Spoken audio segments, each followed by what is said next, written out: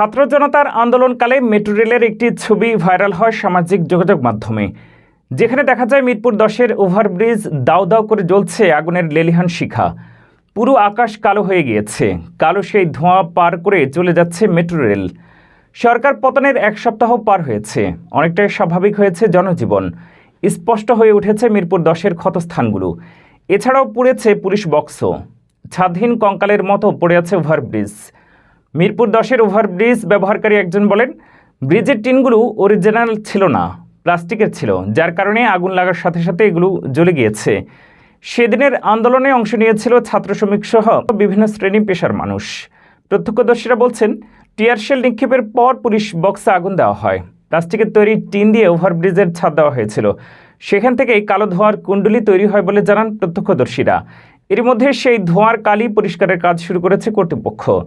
Police box থেকে metro station দূরে থাকায় সেখানে আগুন পৌঁছাতে পারেনি।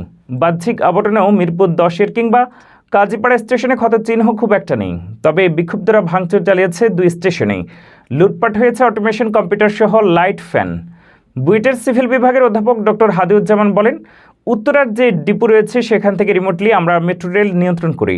যেহেতু সিগন্যাল ও কমিউনিকেশন সিস্টেমের কোনো ক্ষতি হয়নি এবং রেলওয়ে ট্র্যাক ও কোচও ক্ষতি হয়নি, তাই ট্রেন চলাচলে কোনো সমস্যা দেখছি না।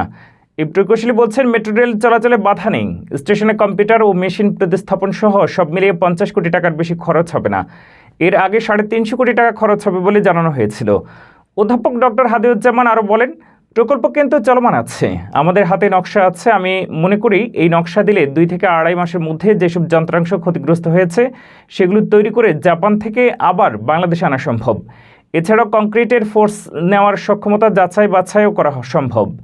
Dhaka mass transit company limited DMTCL এর ব্যবস্থাপনা পরিচালক MAN সিদ্দিক ফোনে ইতিমধ্যে কমিটি গঠন করা হয়েছে, তবে বিভিন্ন কারণে অফিস বন্ধ থাকায় আমার কাছে রিপোর্টটি এখনও এসে পৌঁছেনি।